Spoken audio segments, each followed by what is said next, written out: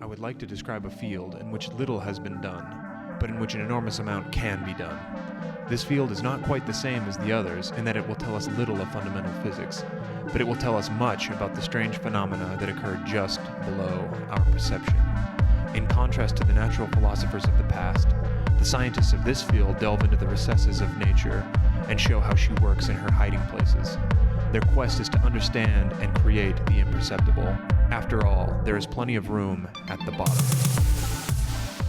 Hello and welcome to the Materialism podcast, an exploration of the past, present, and future of material science and engineering. My name is Taylor Sparks. I'm here at the University of Utah's Material Science and Engineering Department, and I'm joined as always by my trusty co-hosts, Andrew and Jared this time. Guys, it's our 100th episode. Congratulations. Who'd have known we made it this far? Yeah, it kind of snuck up on me. There was a lot of anticipation for 50 when we did I remember. That whole episode dedicated to it. But this time it was like, wow, that just happened. Yeah. Jared? Yeah, I mean, maybe it's because of the fact that for 50, we already knew we were planning this like retrospective. For 100, it was just kind of, I was like, guys, next episode's 100. Let's meet up and actually do something for it.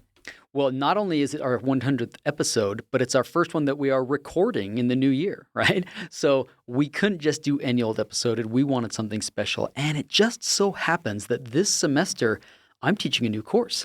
It's a general ed physical science class, which I've never taught before. So these are freshmen taking this course typically from criminology, from art history, from all over campus, which means I can't assume they know anything about calculus or chemistry. And the topic of the course is so fun. It is the science behind sports gear. So if you've ever noticed that everything is carbon fiber now and all the records are breaking in all the sports, we kind of dive into the materials advances that are unlocking cool, sports achievements. So we are going to cover that in today's episode. By the way, if you want to learn more about it, I'm going to be putting that entire class on YouTube, so check us out there. But today we figured we'd keep it with the quintessential sports material, trade-off material, the bicycle frame, and really the bicycle.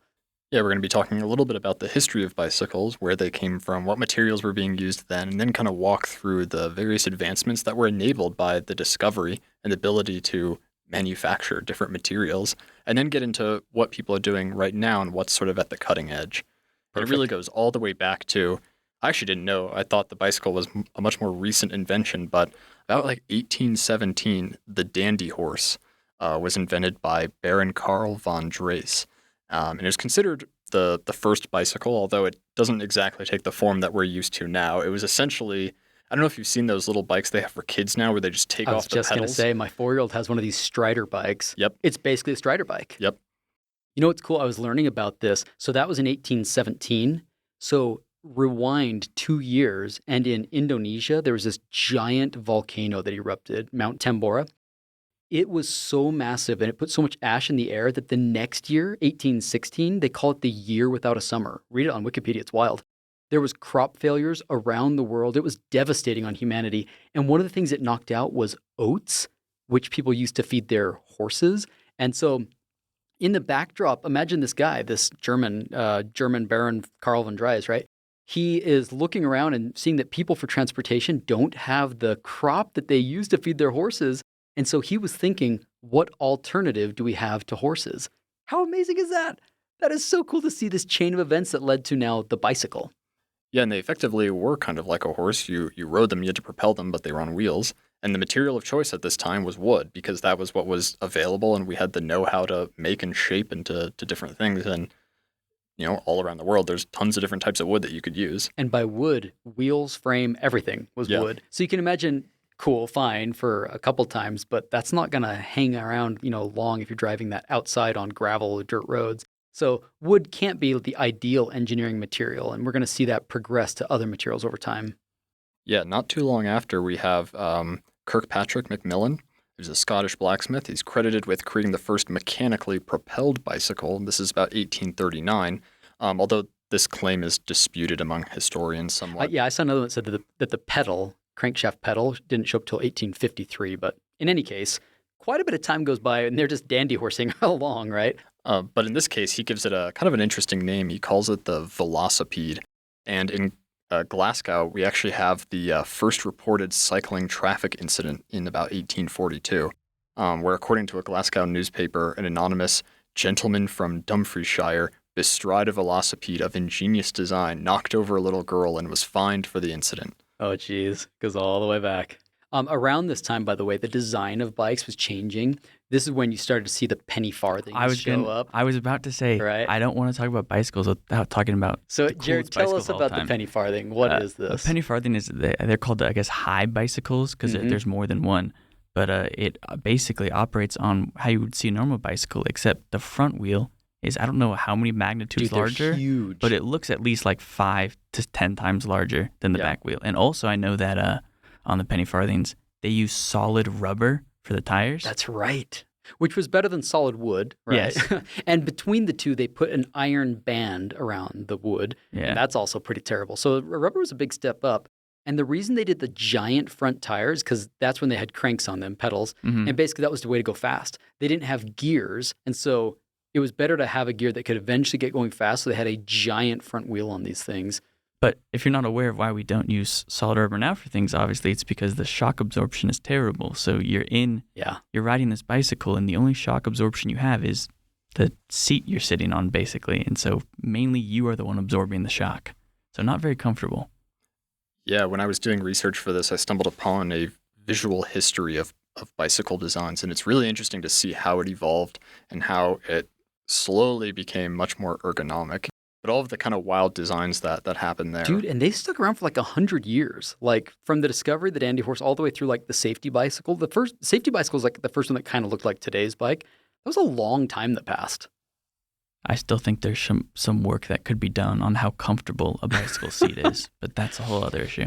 Well, along the way, they did continue to improve the bike, and they started to explore other materials to make the bike frame out of, which could be the point of today's lesson. In fact, Andrew found a particularly wild example of some of the materials they used on a bike. It was actually for the chain, not the frame.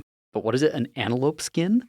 Yeah, that's right. There was this great example where this was during the British colonial period in Africa where they had bicycles down there that they were using. And so a member of the indigenous community there saw them and wanted one of his own. And so he constructed it from his local materials. And so it consisted of a wooden frame, wheels made of reeds and wooden slats, cowhide tires, and a chain made from knotted antelope skin strips. Amazing. And in order to increase the tension, right, that would slowly Yeah, because it's going to creep, right? Yeah. He would actually just tie another knot, tighten it up. And this is still on display. It was ridden. They have evidence to show that it was actually ridden around, and it's on display in some British museum. Yeah, and it wasn't just the antelope skin chain, right? In that late Victorian bicycle era, they were experimenting with all sorts of materials, right? There were bamboo bicycles out of London. There were all sorts of bikes being made out of, hickory and things like that. But clearly this is not like our best engineering material. So more people start to dive into this problem and start to explore other materials, and even some pretty big names, right? I see in your notes here that the Wright brothers, right? The aviation well-known brothers, they were making bikes? Yeah, that was their main business. And in fact, that's where they learned all of the mechanical know-how and the manufacturing techniques to make their eventual aircraft. But that's also how they funded it. They did it entirely on their own money and on their own time. So rad.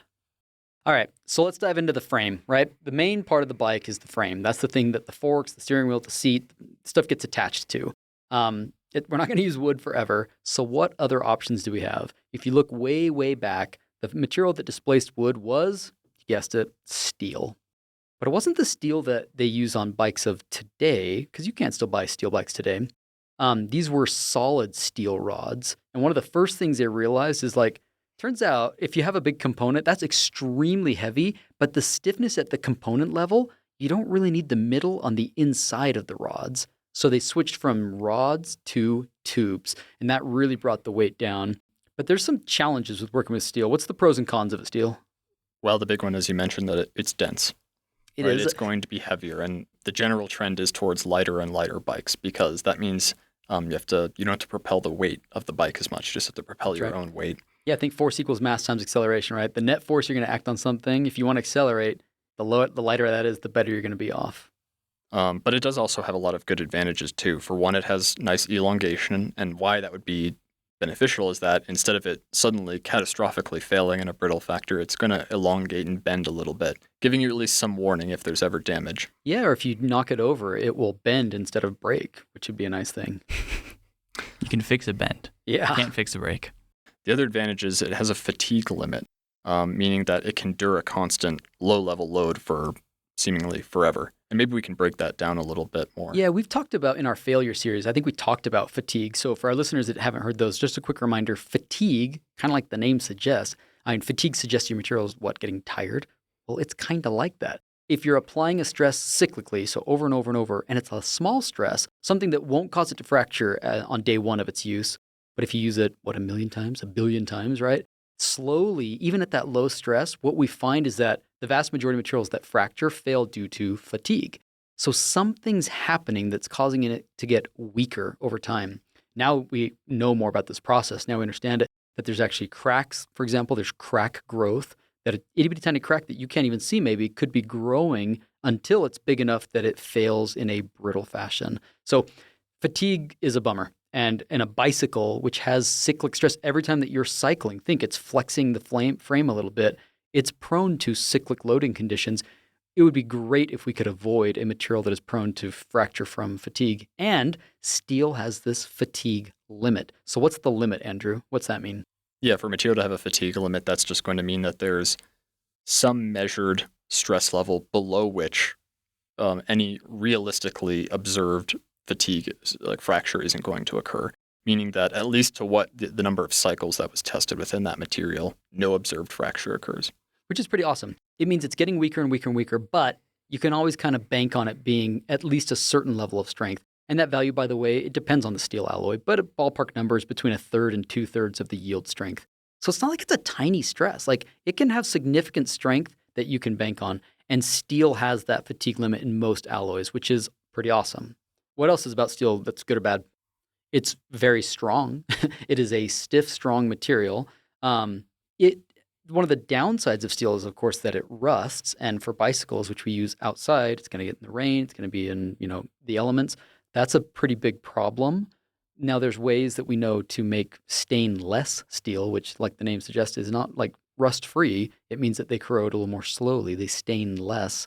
The one that we have pointed out here is 4130 steel, which is sometimes called a chromoly steel because it has chromium and moly. If you want to learn all about different steel grades, check out our episode from 2 times ago. And if you want to learn more about the crack growth and fatigue stuff, you can check out episode 40. Yeah, that's right. So you could pay the money and you could get a nice stainless frame that has these chromium or molybdenum and other additives that can improve the corrosion resistance. Or you can stick with the cheap steel and paint it, right? 1020 steel, they make bikes out of this all the time. Kind of your choice on how you want to manage corrosion, but that is something that has to be managed with steel. Since steel, the materials innovation within bikes has moved on, but there have been attempts to bring it back with more advanced alloys. Now that these have come about, these so-called marriaging steels, which are martensitic aged steels, kind of interesting. Rather than using carbon as the primary hardening source or some sort of carbide, they actually precipitate intermetallics within these, allowing them to be considerably stronger and have a number of other desirable properties.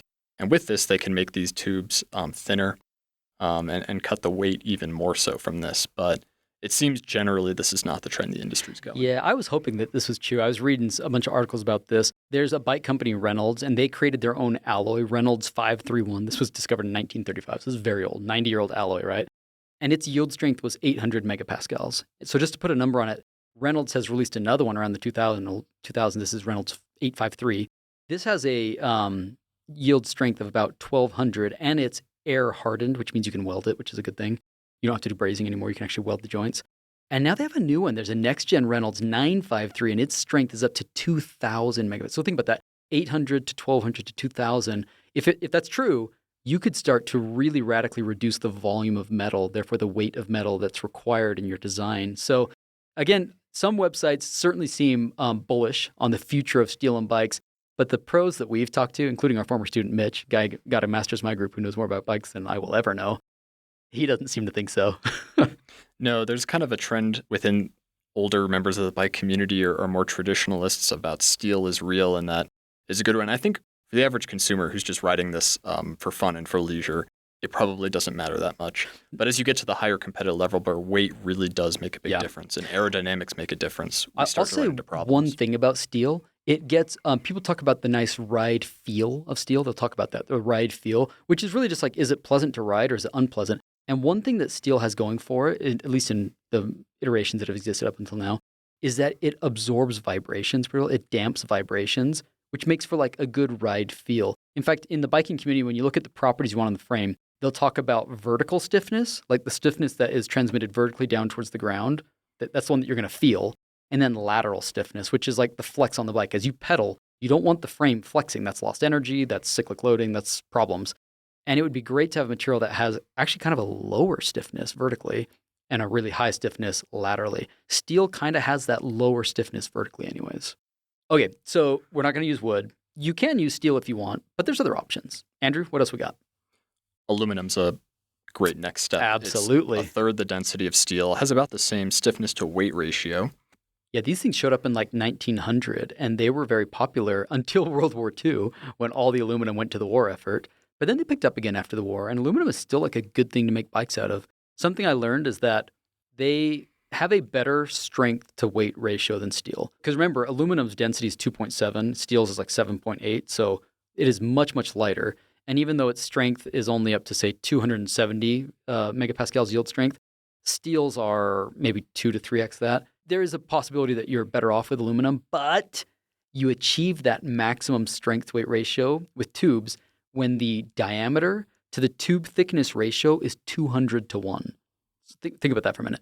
The diameter to the thickness is 200 to 1. In other words, like a pop can. A pop can is sort of engineered to have a really good strength to weight ratio so that you don't waste much aluminum in your pop can. But you would not make a bicycle out of walls that thin because they would not be impact resistant. Well, they would buckle. Yeah, they would dent essentially. So we have to split the baby. You want bigger tubes to get better strength weight ratio, but you don't want denting and scratching. So if you'll notice on an aluminum frame bike versus a steel frame bike, the tubes are bigger. They're also thicker, but you can get away with that because of the lower density. That's right. Yeah. And then all of a sudden they realized that, material scientists can't take all the credit. They also realized around this time, like, hey, you don't have to have circular tubes. You could have oval and other sort of different shapes. From our friends in mechanical engineering pointed out that you can reduce your air resistance by changing the shape of the tube's members as well. And aluminum's, it's still quite big in the mountain biking world, and especially in the e-bike world. A lot of these are still being made out of aluminum. We have a pretty robust aluminum industry. We know how to shape it, how to manufacture it. Makes sense to use it. Not without its challenges. Very hard to weld aluminum. You can TIG weld it. It is hard. I challenge anybody who thinks they're a welder. I just ask somebody who is a welder, say, will you weld aluminum? And they might laugh at you because it is very hard to do. Possible, but hard. So this is going to change your manufacturing ability. But the real Achilles heel of aluminum is fatigue.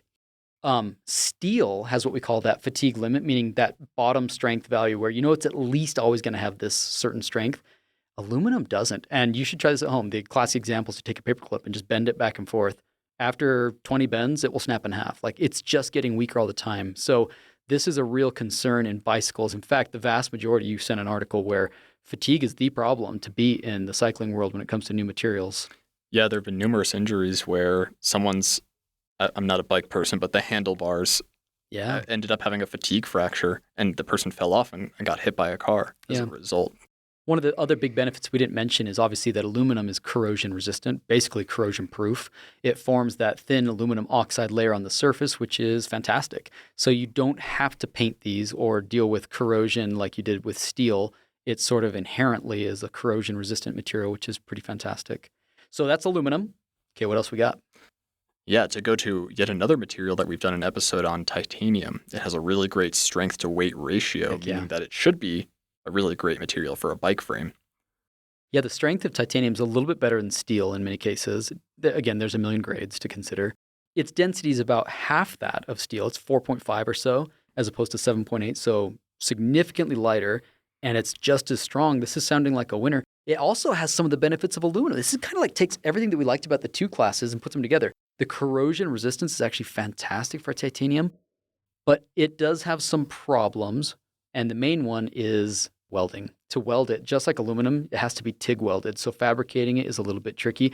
And then obviously cost. It is a much more expensive alloy. Yeah, obviously we talked about all the welding issues in the titanium episode we did recently. And the processing issues in general. I see, talking to people who are in the industry, it seems that a lot of the titanium bikes these days are on the more boutique end of manufacturers. People who know how to manufacture titanium bikes, who have the equipment to do it and the expertise. as we mentioned, it's very hard to just jump in. You have to, in some sense, relearn processing when you go to that. And I think that has kept its adoption compared to other ones. But it does have lots of nice properties. Much more elongation, 20 to 30%. Oh, yeah.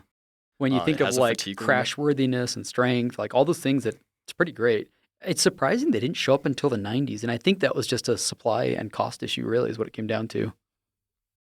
We missed one in between. The 70s actually saw the rise of, believe it or not, fully plastic bikes. I kid you not. Look up Itera, ITERA. They're not in business anymore, as you can imagine. Plastic everything, chains, hubs, spokes, everything was plastic. Their claim was that it would be 17 pounds and stronger than steel. Not true. Not surprising these were not a commercial success. You have UV damage. You have all these issues that lead to. But you can see the picture of these things. They're spacey looking weird bikes, but not a commercial success. But we have plastic bikes of a sort today, and that's the final category, which is carbon fiber. Now, I say plastic, but obviously carbon fiber is you have these fibers of continuous carbon, right, which is much more like a ceramic than anything else. But those have to be embedded in a host, and that host is going to be a plastic of a sort. We use lots of things, but epoxy resins are a type of plastic. And these have taken over the biking world, haven't they, Andrew? Yeah, I mean, the numbers for their strengths are great on paper. You get the lightness of, a couple carbon fibers coated in epoxy. The density is 1.5 grams per cc. That's crazy. You're not going to get that with half of metal. aluminum. Mm-hmm. And yet the strength along the fiber chains can be as high as 2,500 megapascals, so gigapascal strength. But longitudinal to the direction of the fibers. If you go that's right. Lateral or perpendicular, it's much worse. Yeah, so because of that, they end up with fiber wraps, right, where they weave these fibers together in different arrangements and they lay them up. Actually, I'm telling one of the experts on this. Andrew's sleeping and breathing this with his PhD project. Right, they create laminates where they can orient them, right? The idea being that if you can now cover a couple key angles based on the stresses that you're expecting to experience, you can orient the fibers such that they're strongest where they need to be. Which kind of feels like the future, right? You are designing not a bulk material. Now you're saying each part of the component where it needs strength, we could actually make a layup where we're providing the strength in that specific spot. So from a specificity and like a design standpoint, carbon fiber is pretty awesome. The Achilles heel for carbon fiber is the strain, right? This thing only tolerates about a 2% strain. So if you get in a crash, even if you drop these things, I see pictures on the mountain biking Facebook page that I'm a part of, people do what look like minor crashes, and these things will be seriously cracked and damaged, and it's not an easy repair. It's not like you tap it out or just like ignore it. That crack can grow and cause problems, and fixing it is a pain.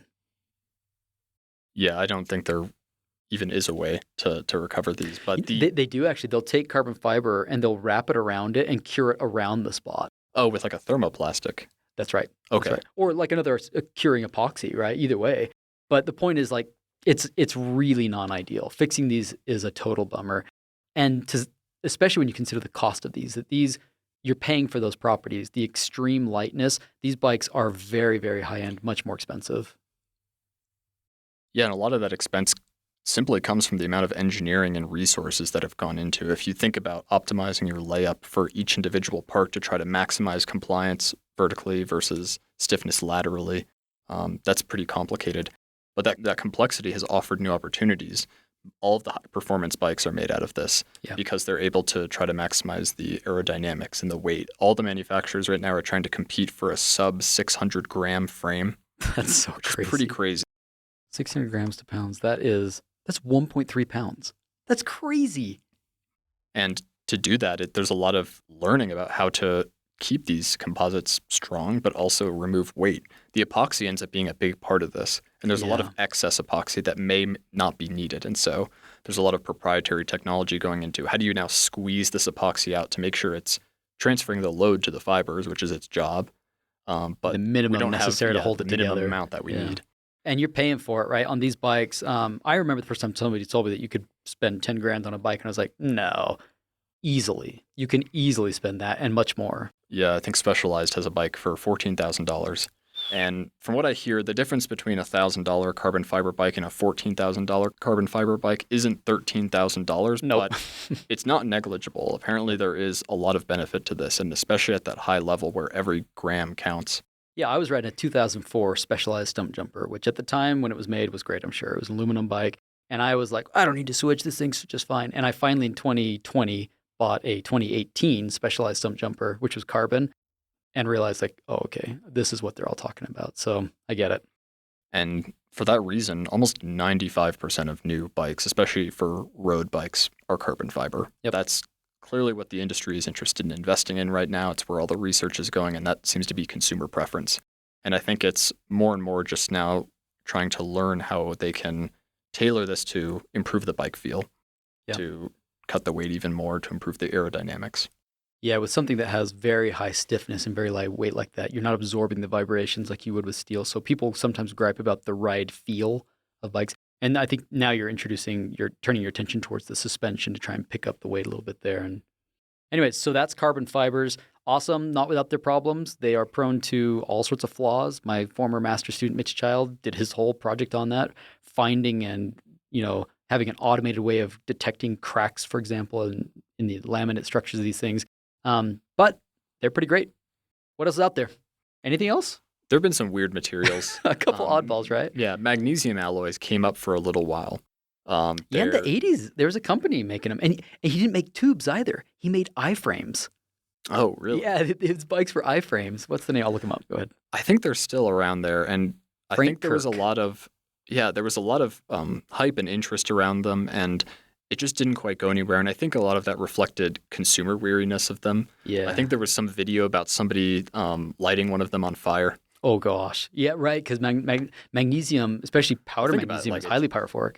Down there at the bottom of the Ellingham diagram, it's going to want to react and oxidize pretty quickly. So it corrodes quite a lot as well. I see the allure, though, because its density is 2/3 that of aluminum. So very, very lightweight alloy. Another bike I found out there are the so-called scandium alloys. This is really a marketing thing more than anything because they only add a tiny bit of scandium. It's like 0.5% added to aluminum, but for good reason. It does improve the fatigue resistance, which is sort of the biggest problem with aluminum. So you can actually buy those scandium alloys. There's some other weird ones. You told me about a beryllium bike? That can't be real.